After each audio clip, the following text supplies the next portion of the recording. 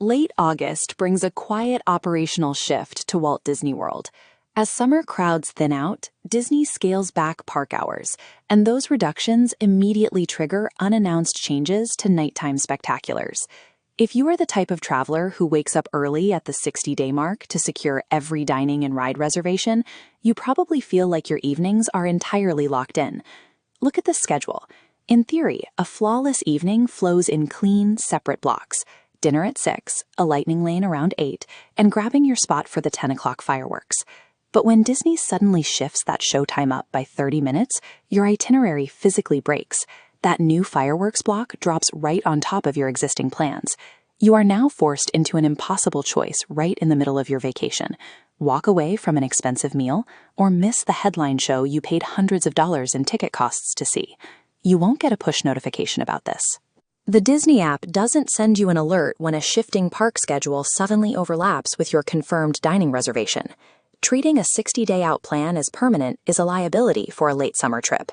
Proactively auditing your own timeline is the only way to protect your evening. Here are the actual numbers. As schools go back in session, Disney dials down late August operating hours across the resort. Starting August 31st, Magic Kingdom's primary nighttime spectacular, Happily Ever After, moves its start time from 10 o'clock up to 9:30. 30 minutes sounds minor, but it compresses your entire evening window. You have less time to eat, less time to ride, and less time to navigate the crowds before the sky lights up. Over at Hollywood Studios, the shift happens even earlier. Effective August 23rd, Fantasmic drops from a 9 o'clock showtime to an 8:30 start. There is exactly one park that avoids this late summer compression. Because EPCOT runs a heavy, consistent festival schedule through the fall, its nighttime show, Luminous, stays anchored firmly at 9 o'clock. EPCOT remains a safe, predictable haven for late dinners. Magic Kingdom and Hollywood Studios, however, require an immediate schedule audit. Let's look at what ignoring these schedule shifts actually does to your trip on the ground. Say your family holds on to an 8 o'clock sit-down dining reservation at Magic Kingdom, assuming you'll just eat quickly before the fireworks. This chart tracks a standard Disney table service experience. A sit-down meal takes an average of 75 to 90 minutes. That 90-minute meal pushes you right past 9:30. You'll be waiting for your check while fireworks explode outside. If mapping out these logistics and recalculating meal times feels like a massive headache, you don't have to do it alone. The First Timer's Complete Planning Guide provides flexible touring plans with built-in time buffers designed specifically to absorb unannounced operational shifts just like this. It's $37, and you can grab it as an instant download at payhip.com/b/SRBZ. Using a professionally buffered plan is the surest way to prevent your dining budget and your park tickets from working against each other. If you're building your own plan, here is exactly how you verify your schedule. At the 30-day window before your trip, open the My Disney Experience app and check the entertainment schedule for your specific travel dates. But remember the app's limitation.